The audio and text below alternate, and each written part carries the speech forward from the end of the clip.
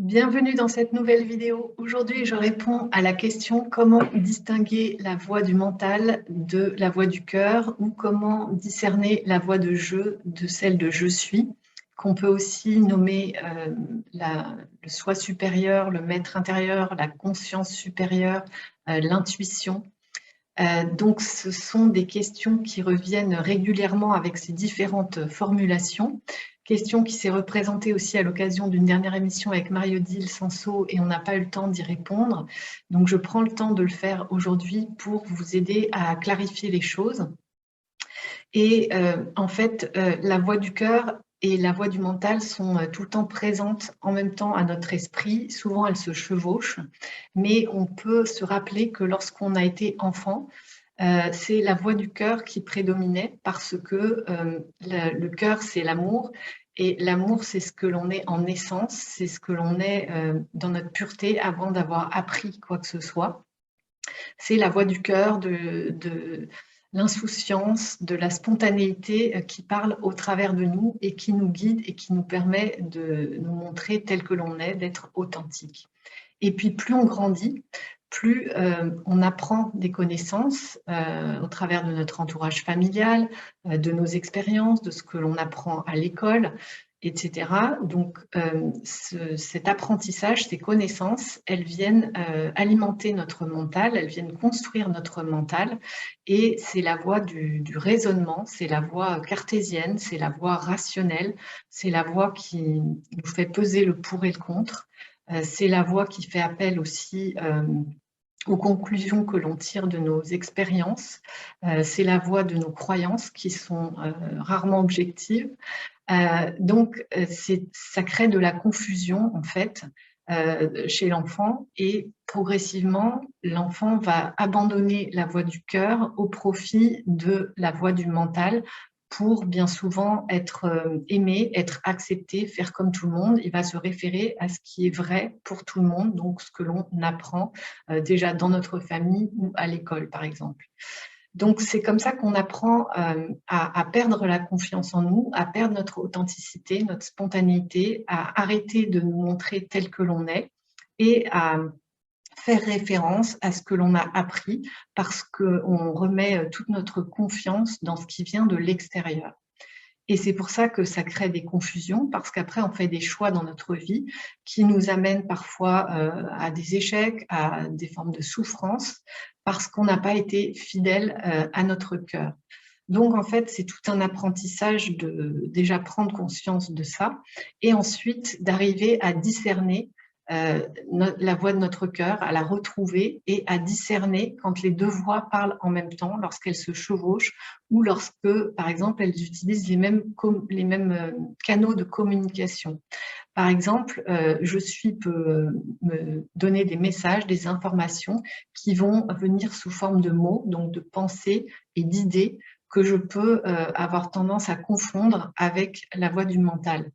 Donc, pour arriver à s'y repérer là-dedans, en fait, c'est qu'on peut prendre comme référence que tout ce qui vient du mental, c'est quelque chose de réfléchi, c'est quelque chose de rationnel, c'est quelque chose qui est appris, qui est acquis et qui va nous permettre de faire un choix qui va éveiller des émotions en nous, alors que la voix du cœur, elle va nous emmener beaucoup plus à l'intérieur.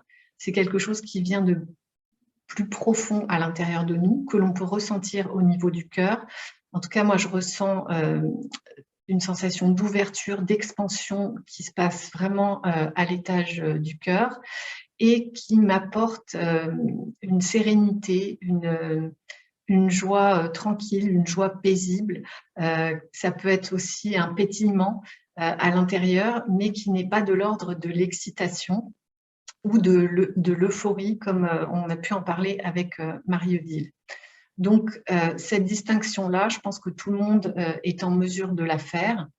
Et ensuite, eh bien, pour pouvoir clarifier les choses dans notre esprit, le travail, en fait, c'est d'apprendre à se connaître, d'apprendre à clarifier tout ce que l'on a vécu de manière difficile, qui a créé des chocs, des blessures en nous, pour pouvoir arriver justement à retrouver cette faculté de discernement, de clarification, une conscience plus élargie des choses, où on n'a plus besoin de faire appel à notre mental, ou en tout cas beaucoup moins, ou en sachant distinguer de quoi il s'agit. Et ce qui crée de la confusion, en fait, c'est toutes ces blessures, c'est le fait de s'être engagé, d'avoir osé choisir la voie du cœur, par exemple, et d'avoir vécu quelque chose de difficile ou de s'être senti blessé, trahi, humilié, abandonné, rejeté. Tout ça, ça vient nous dire, bah, tu vois, tu n'aurais pas dû écouter ton cœur, tu aurais dû écouter la voix de ton mental et ce que tu as appris, ce qu'on t'a dit de faire.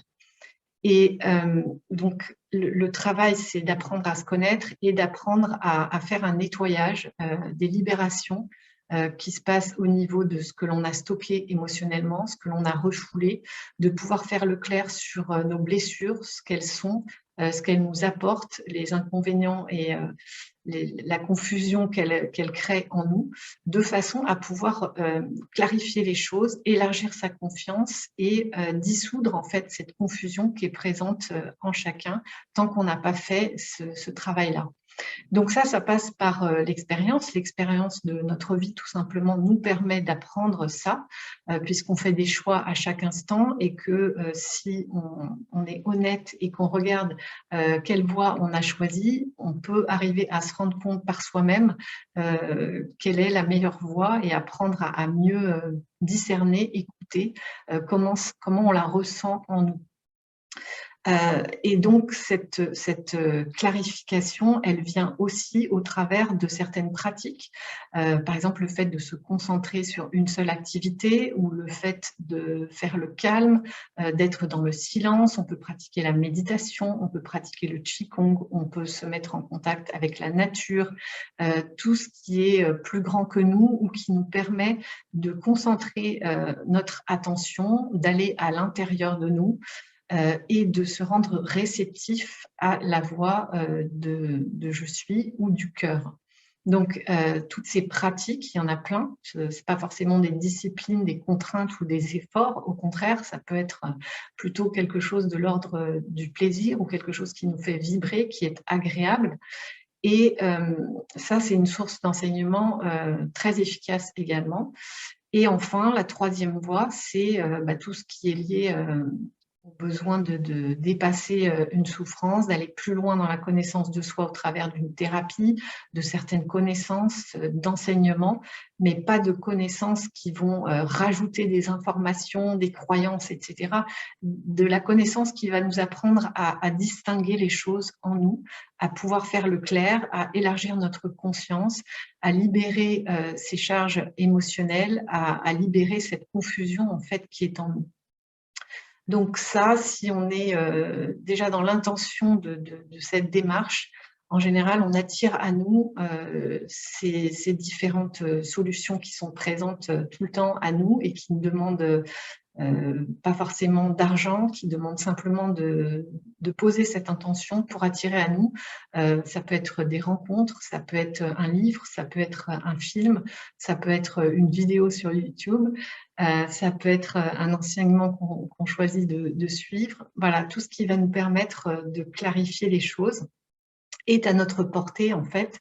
Il suffit simplement de choisir cette voie-là pour que les choses se présentent à nous.